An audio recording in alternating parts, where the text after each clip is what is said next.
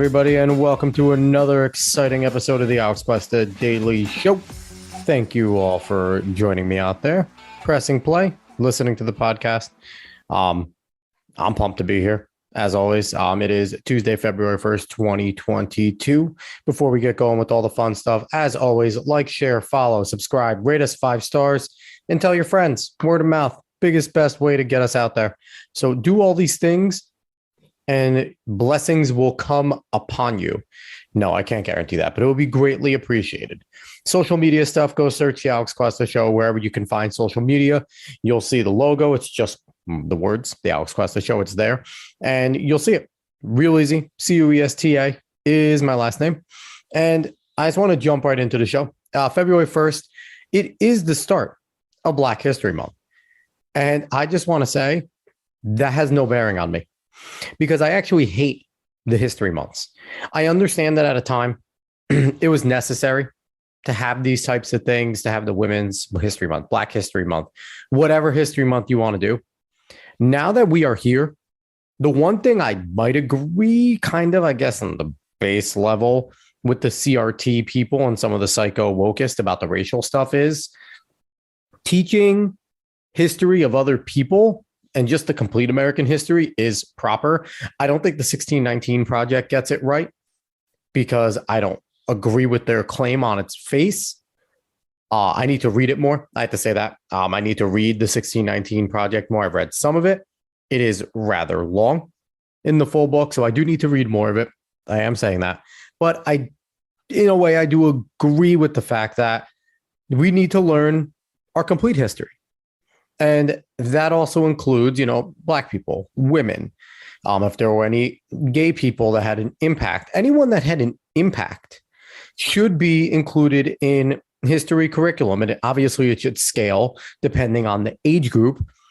You're not going to teach the details of Malcolm X's speeches and kind of the opposition to Martin Luther King in a way, even though they were trying to get to the same goal. You're not going to go into the nitty gritty of that. But you can teach about these types of things. Now, where I'm opposed to it is, I don't like just dedicating 31 days or 30 days or whatever the hell it is. It's February. It's 28 days.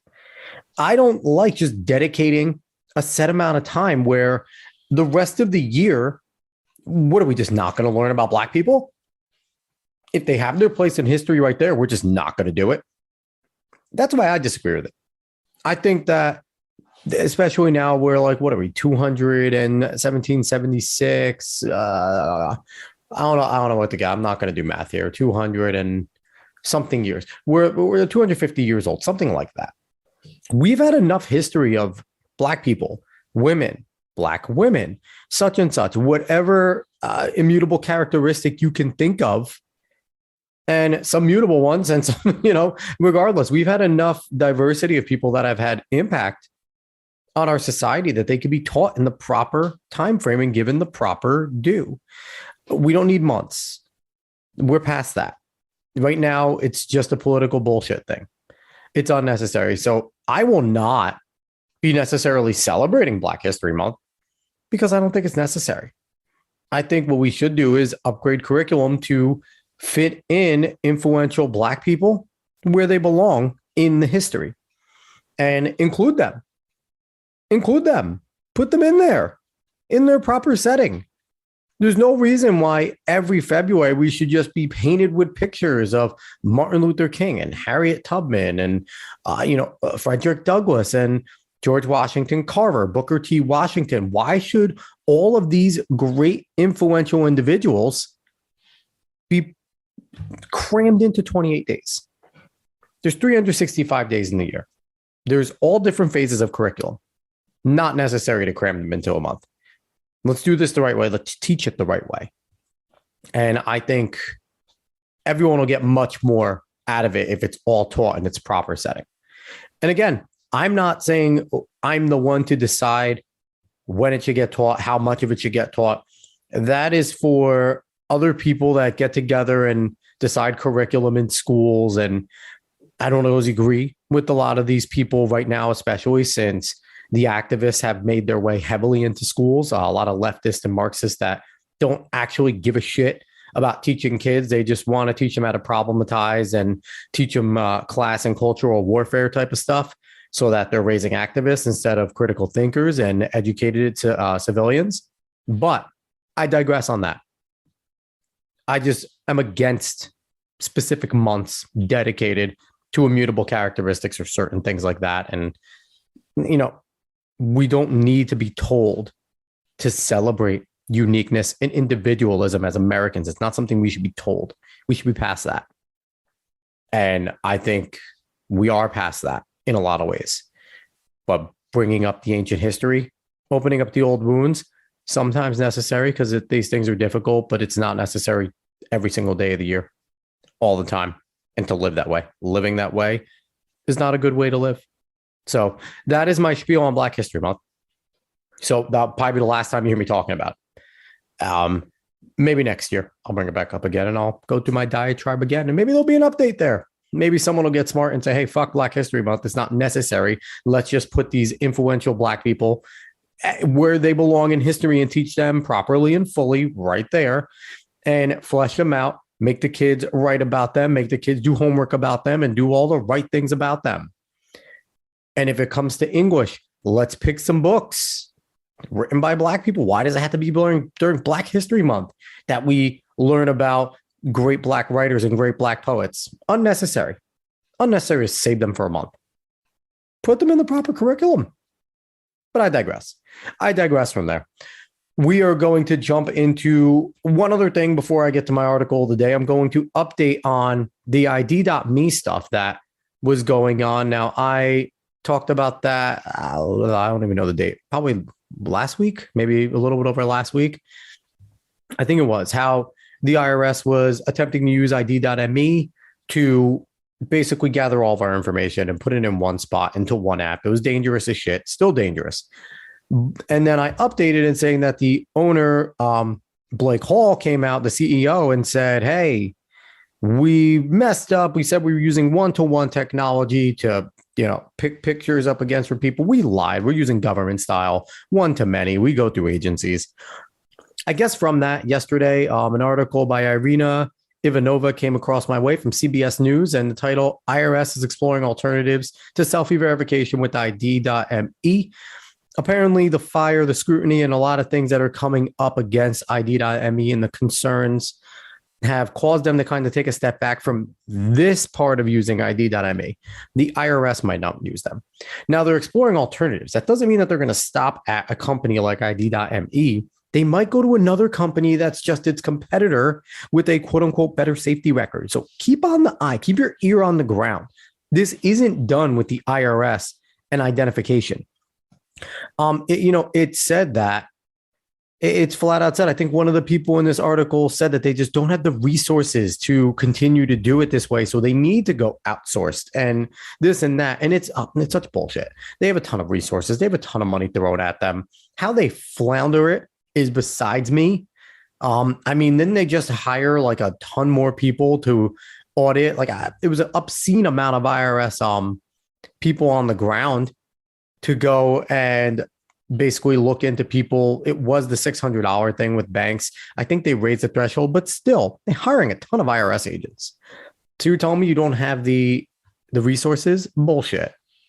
So keep your ears to the ground. It looks like ID.me may be out. I'm going to continue to look stuff up on this daily because this to me is the most important thing going on the planet.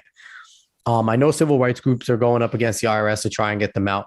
But if the IRS is going in this direction, they're not going to stop. If ID.me is gone, they're going to go some other way to get what they need to get.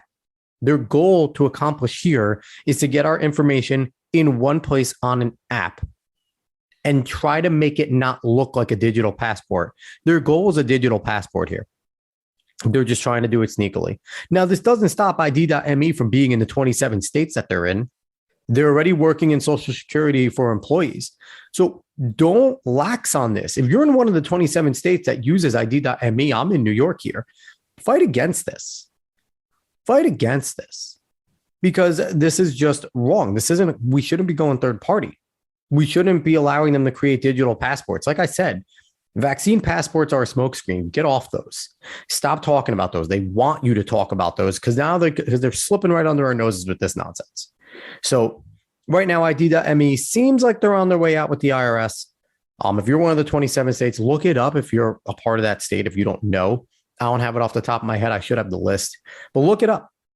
And if you're in one of those 27 states, talk to your local state senator, your state assemblyman, whatever it is, congressman, whatever you have, your anyone that's a part of the state government and doing this, be like, hey, bring this up. Message or email your governor, do something, write letters, call them, make sure that they know. Make sure that they know that you're onto this nonsense and something needs to get done. So again, going to keep looking at for the ID.me stuff, seeing what else the IRS is doing. If they fade out, finding out if the IRS is going to continue going this way. I guarantee they will. I guarantee they will. So we're going to jump into the article of the day, though. It's on something a little different. It's by Mark Hemingway from realclearpolitics.com. This was written earlier today, and it's parental input on education is not book banning. They're going to lay out the premise here, and we're gonna go through this one. So let's go on in. On Wednesday, Judd Legume, a liberal activist who runs a very large newsletter called Popular Information, reported that the school board in McMinn County, Tennessee, had voted to ban the Pulitzer Prize-winning novel Maus. The book has been hailed as a classic of literature about the Holocaust. It also contains several graphic passages. Before the end of the day, the news of the ruling of the school board in a small rural county had spread like wildfire across the internet. It even warranted a breaking news alert at the New York Times. Okay, so one thing about this book, I know nothing about the book Maus. I have a little background about me. At Marist College, I was a history person. I'm a history major, and my focus was Nazism. So this interests me, honestly. If it's about the Holocaust, if it's anything that has to do with Nazism, the cover is brilliant, it looks like. It has the Nazi logo. Hitler looks like he's like designed as like a pseudo cat. The mice are underneath him. I'm assuming that they're the Holocaust suffering Jews. I would like to read this graphic novel, but I'm a 33-year-old man making my own choice to read it. So let's keep going here. Unfortunately, much of the coverage of this story and many others like it as school curricula have become a hot button political issue. Sorry, let me restart there. Unfortunately, much of the coverage of this story and many others like it as school curricula have become a hot button political issue has been disingenuous. I don't take concerns about book banning lightly. In my more than 2 decades as a journalist, it's not an exaggeration to say I've written hundreds of thousands of words arguing for a robust and expansive definition of free speech. I have publicly defended French satirical magazine Charlie Hebdo's right to blaspheme in the face of terror attacks, just as I have deplored cancel culture and campus speech codes. However, I spent more than a decade on the board of a private school, and decisions about what's taught in K through 12 classrooms and what ends up in a school library shelves isn't a tidy free speech issue.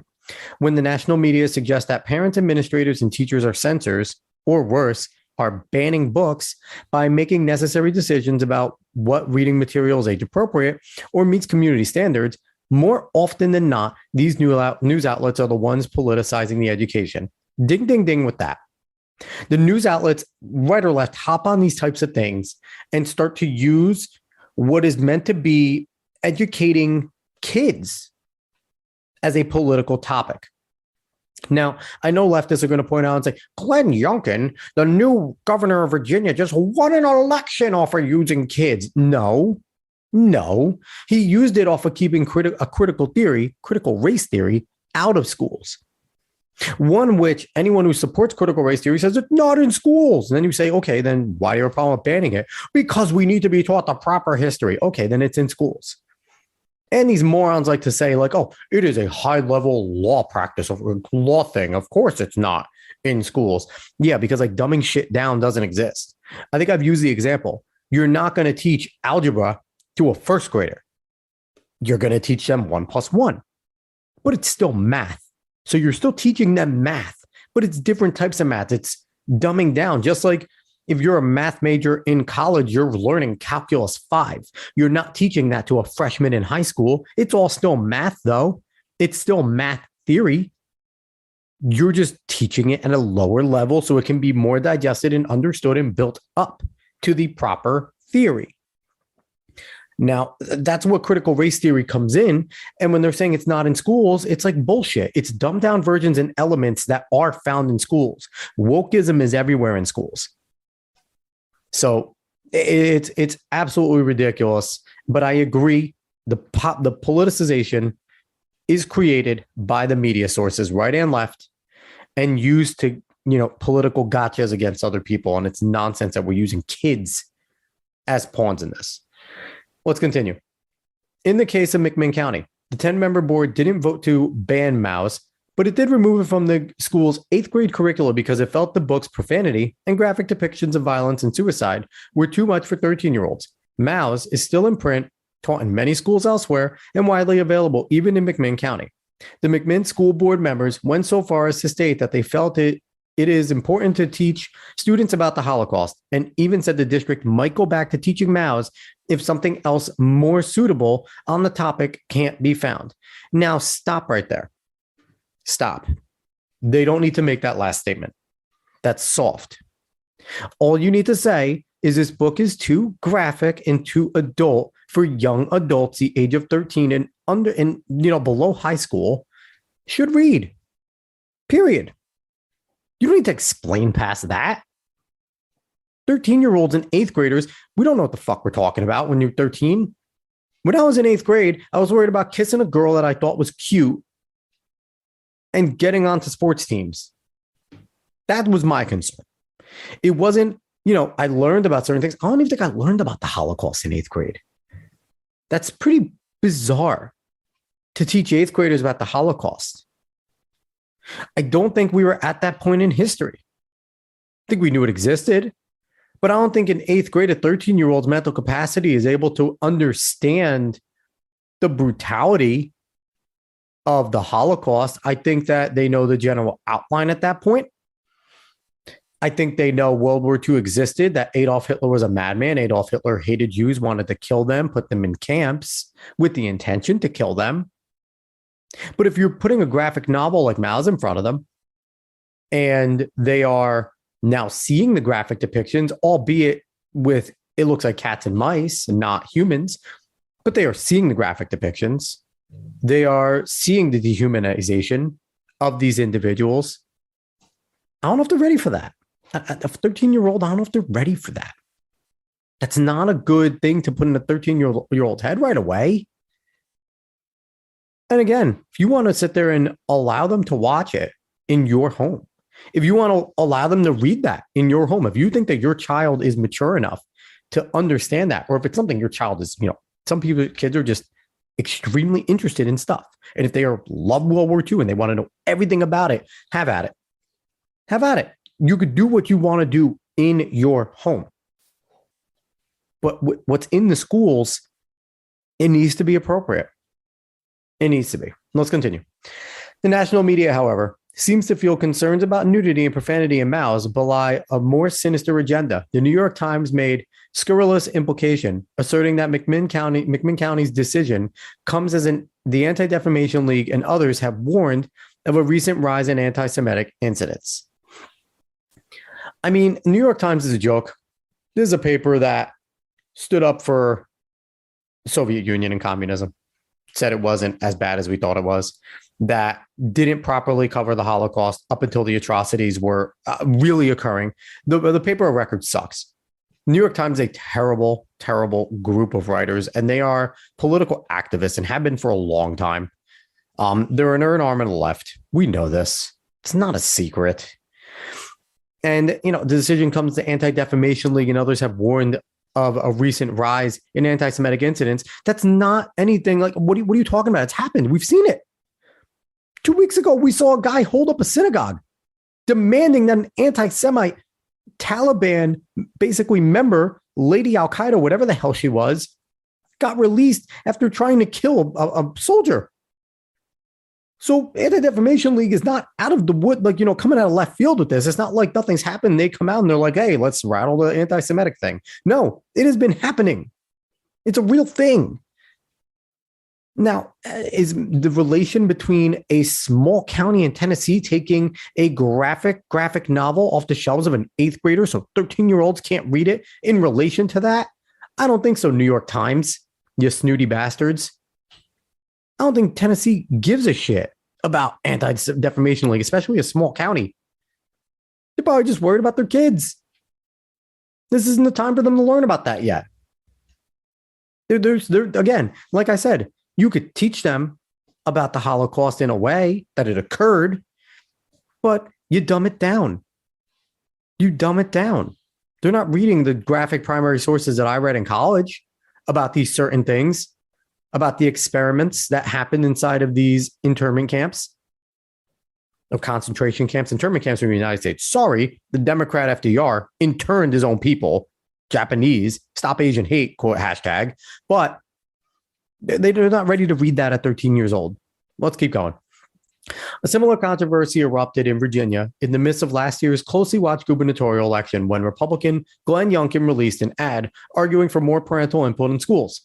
The ad featured a woman who had previously campaigned to remove beloved Nobel Prize winning author Toni Morrison's book from her son's school. Again, this was presented as proof that Youngkin's real agenda was censorship. Again, I'm going to steal something from James Lindsay here. The iron law of woke projection. Whatever they say you're doing, they're doing. And this has been a tactic on the left for a long time. If they're accusing you of it, look for how they're doing it, because they are. Let's keep going. Beloved is undoubtedly a worthy piece of literature, but again, is it an extremely graphic book about a woman who kills her own child to escape the horrors of chattel slavery, and it includes depictions of explicit sex and bestiality.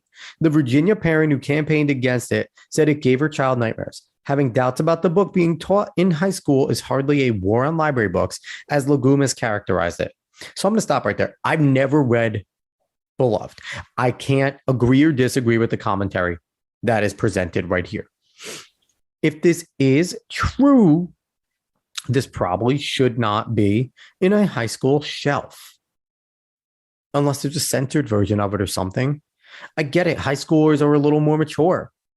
But this is certainly something that you can read on your own time. Certainly something you could read on your own time. No one's stopping you. Now, I have to say, in middle school, I believe in 6th, 7th grade, the book Speak was there. And, there was a rape scene in Speak. It wasn't graphic, but it definitely, if you read the book, and I read it, I understand it's a girly book, quote unquote girly book. It was a good book. Speak's a fantastic book. It's not just for women. I recommend anybody reading the book Speak. It's pretty balls on. It's a heavy book. And, they have that scene and it talks about a lot of the high school bullying and stuff like that. It's very heavy into that. But, I don't know. That book probably pushing the boundaries for what I should have read as a 7th grader. I probably maybe wasn't ready for that. Wasn't in high school yet. Maybe if I was, a little bit weaker willed, it might have scared the shit out of me for what high school was going to be like. I understood that it was a piece of literature, so I didn't take it seriously completely. But there, in every single nonfiction, there's some truth in there. Or not nonfiction. Every single fiction, there's a little bit of truth in there. Let's continue. Youngkin's victory in a Democrat bastion that hadn't elected a Republican statewide in over a decade showed the potency of campaigning for the rights of parents in education. The losing candidate, Terry McAuliffe, had vowed not to let parents come into schools and actually take books out or make their own decisions. And that's why Terry McAuliffe lost. You don't go after parents. So stupid. He's a moron. The guy's an idiot. The guy also complained that every single general election that Democrats have lost in the past 20 years have been stolen from them. So let's talk about, election denial. I'm surprised he's not ripping apart the Virginia election. He's kind of went away quietly here because he realized he fucked up when he took this strategy as an idiot. But yeah, no, parents have the right to at least to know what's going on and have a say in what's going on. No, they don't learn pedagogy. They're not, education majors. So no, they don't know that type of stuff, but they do know their kids and they do know when shit just doesn't seem right. And they're allowed to have their opinions. And if enough of them have their opinions, well, fuck you and your opinion as a teacher. Their tax dollars pay for you. So you kind of have to listen sometimes. Humble yourself, you fake elitist. Anyway, But if there's no war on library books, parents have reason to be concerned that librarians don't always have kids' best interests in mind. Some years ago, an administrator at a school where I serve on the board told me they had to confiscate a book from a student. I asked to see it. It was one of the Pretty Little Liars novels, which spawned the show that aired on the now defunct ABC Family Channel. That channel is now Freeform, by the way, which has the worst acting of all time on it. Worse than soap operas. I'm going to continue here. I'd venture that most parents would think that this means it's probably a safe choice for adolescents and teenagers. However, the administrator showed me a scene of two teenage girls engaging in sexual behavior with each other amid bargain basement prose calculated to titillate. I agree the book should not be allowed at the school. Now, let me see here. I don't know what age this was, so there's a question there. Because yes, I get it. If it's explicitly sexual, if there's a lot of heavy content, it's tough to say that should stay in certain schools. But if it's a little bit, we can't be too Puritan with this type of stuff. If it's age appropriate kids reading things about kids generally in their age group, not completely guessing. Now, if you're grooming kids, saying, if there's a parent touching or an adult touching a younger kid, 16, 15 years old, and they're trying to make that normal, yeah, fuck that. That's grooming. But I don't know. I have to know the age of this Pretty Little Liars, because just because it's two girls engaging in sexual behavior, Pretty Little Liars took place with high school kids. So if it's high school kids reading with high school kids stuff, I don't know. That to me, I'm on the fence with. Let's keep going. Every year during Banned Book Week, the American Library Association regularly undermines its own cause by championing the right of school libraries to stock lurid kids' books such as Pretty Little Liars and the similar Gossip Girl series, and to smear parents and educators who express qualms about them. The implication is that objecting to exploitative doses of explicit sex and drug use currently found in the young adult fiction market is one step removed from throwing To Kill a Mockingbird on a bonfire. Yeah, no, we had the banned book list in my high school and stuff. And some of it was banned for stupid reasons. Some of it was banned for dumb reasons. Some of it probably should be banned for one reason or another, education. Some of them have no educational value. But again, just because it's banned in a high school library doesn't mean that these kids don't have access to it, that people don't have access to it. Even if it's banned at your high school, more than likely your local library has it. We forget that we have local libraries. There's also an app called Libby on every single one of our smartphones. You can download it. All you need is a library card, and you can access their whole entire book list and read it off your phone as a Kindle or through your Kindle app, or listen to the audiobooks that they have available. Very handy app, Libby.com. Or not Libby.com, just Libby, Libby. All you need is a library card. You're in. You don't pay for anything. There's no ads. It's basically a public service. It's the greatest app I have on my phone. I listen to so many books. I'm not a big reader because I'm slow as shit. I listen to a lot of books. They're all available. They're all there. All there. So this is why I'm a little annoyed by shit like this when people get mad whether or not things are on shelves in fucking high school. Well, let's keep going. It's obvious that many of those criticizing the McMinn School Board have no problem with book banning when it suits their particular values. Last year, Dr. Seuss Enterprises, the company in charge of works by the beloved author of the children's book, decided to stop printing 6 of Seuss's stories over racially insensitive drawings.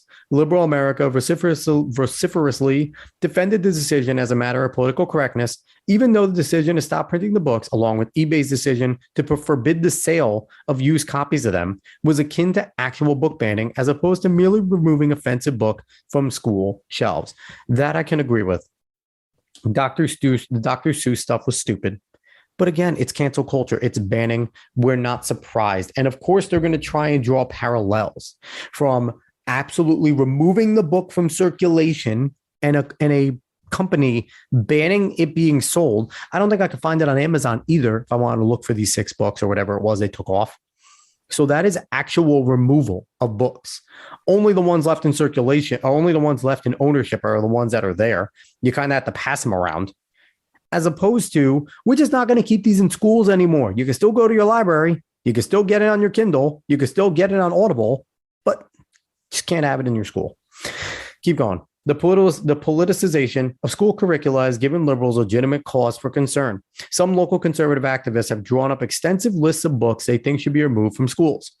And there's been a raft of state and local legislation aimed at banning critical race theory from the school curricula that critics worry is overly broad and could be used to needlessly limit what is taught. I will say this: ban critical race theory, ban all critical theories, all of them. They have no place. They have no place. And that includes post-colonialism. That includes queer theory. That includes queer theory. That includes fat theory. That includes gender studies. All those, ban them. They don't belong. They don't progress anything. They don't teach anything. They're there to problematize. That is their goal. Their actual goal is deconstruction and problematization. Problematizing. Deconstruction, problematizing. They don't give any solutions. They don't teach anything besides anger, hatred, and that you are your class. You are your cultural class, your immutable characteristic. That's all they teach. Ban them all. They don't belong in schools. They don't. It's not education. Let's keep going. These developments bear real scrutiny, but the media's reflexive partisanship only confirms the fears of conservative parents. Notice how NBC News is choosing to frame the coverage over new legislative proposals for transparency in schools. Conservative activists want schools to post lesson plans online, but free speech advocates warn such policies could lead to more censorship in K-12 schools. That is so stupid. That is so stupid. Free speech advocates. You're not a free speech advocate. You're not. Because if you're not teaching shady shit, then why should you care what's being taught? That's the bottom line. And if you cannot explain to a parent why this is necessary for your child to be learning it at this point in their education, then you are a shitty teacher. That's what parent-teacher conferences are for. You're supposed to be talking about the child and what you're teaching the kid. You're supposed to know. The parents are supposed to be able to know what their kids are being taught. That's why they write down homework, why they write down plans. Teachers are supposed to have their stupid little portals where parents can go and check out all their homework and kind of, be up to what is being learned and what is being taught. There's no free speech there. As an educator, you don't have the right of free speech in terms of what you teach. You teach a curriculum. And that's that. Let's keep going. A few more paragraphs here. Similarly, complaints about book banning in McMinn County come off as barely concealed attempts to shame people in rural America for what should be perfectly tolerable differences in regional and cultural values. This only validates the concerns of Americans worried about powerful forces undermining local control of education to serve as a national political agenda. So I kind of agree with this. Perfectly tolerable differences in regional and cultural values. Yeah and no. You still need to be able to teach things. I get some teachers, if a person is very sensitive, if there's a racist and they don't want to learn shit about black people, well, fuck you. You got to learn. They're a part of American history. You got to learn. They're a fantastic author. Read their book. It's not like that we should be sitting there in cultural values. The cultural value is racism. The cultural value is hating women. The cultural value is something that is actually bigoted. If the cultural value is a bigoted value, then no. But if it's not bigoted, if it's just, I don't think the kids in this region are ready for this, then yeah. Yeah, 13-year-old shouldn't look at graphic sex. A 13-year-old shouldn't look at graphic depictions of the Holocaust, whether it's humans or animals being depicted. It's a no-brainer. They're still 13. They're not adults. Stop grooming them. Anyway, quote, when conservatives want to talk about liberal excesses, they talk about Yale, big tech, and the New York Times, the federal bureaucracy, the Ford Foundation, medical associations, etc., notes Richard Hanania of the Center for the Study of Partisanship and Ideology. When liberals want to talk about conservative excesses, they talk about the McMinn County School Board, end quote. And that's the end of the article. I would say I agree with most of this article, basically. There's some things that he said with kind of what's going on with the books. I agree there needs to be some leeway in terms of what teachers can teach, do teach. They need to be open about it with parents, though. If they're about to teach something that is a little controversial, then, they should at least have their students go home and inform the parents. They should send something home. Like I took my junior year of high school, I took a honors history that was, covering the Holocaust, that was covering Nazism and a lot of those types of things. And my teacher was fantastic. We all knew him. He's one of the most brilliant men on the planet. I'm going to call him out by name, Todd Cornish. He's one of the most brilliant historians that made learning history amazing. If you're from Manchester and you didn't get a chance to learn from Todd Cornish at all, you missed out. Guy's amazing. Genius. We don't agree much on politics, but the man knows his stuff and he makes it interesting. Very interesting.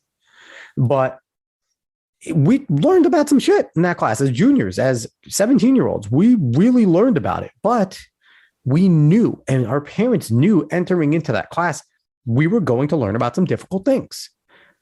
And he wasn't going to treat us like 17-year-olds, 18-year-olds. He was going to kind of treat us like a college level course as an honors class. So we knew that. And he always gave us the opportunity. If there was something that he knew might rub you the wrong way, he would say, hey, listen, you could take a walk. You don't have to be in here for this. Some of these things that I'm going to tell you are difficult. And that is a good way to be. It's open. Teachers and parents should be working together. It shouldn't be a competition over who knows more about the kids. There should be a partnership in education between the teachers and the parents. The teachers should be open with the parents, and the parents should be able to be open with the teachers and voice their opinions with the teachers. And it should all be working together. Here's the thing. I'm not saying that the parents should be the final arbiter over what actually goes on in schools completely. Now, if it's an overwhelming majority of the parents in the area don't want something, then fuck you. You don't teach it. You don't get to teach it. Done. Again, as long as it's not extremely bigoted. If it's an extremely bigoted held view, then no, you don't get to maintain your bigotness and your oppressions. You don't get to maintain that. And that's not oppressions in the wokest sense. It's legitimate ones. But at the same time, I don't know. This is, it's a pretty easy one in this sense that getting things removed off of a school shelf is not banning it. Again, you can access it at your library. And is it age appropriate? There's a debate there. If they can come back and prove like, no, Mao's isn't that bad. Let's look at all the pictures. Like, where is somebody doing that?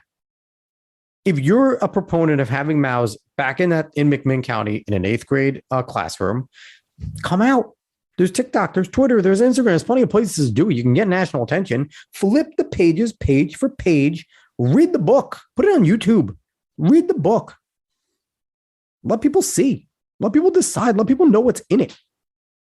And then they can decide. And, if it's really not as graphic as they're making it out to be, then you win the fight.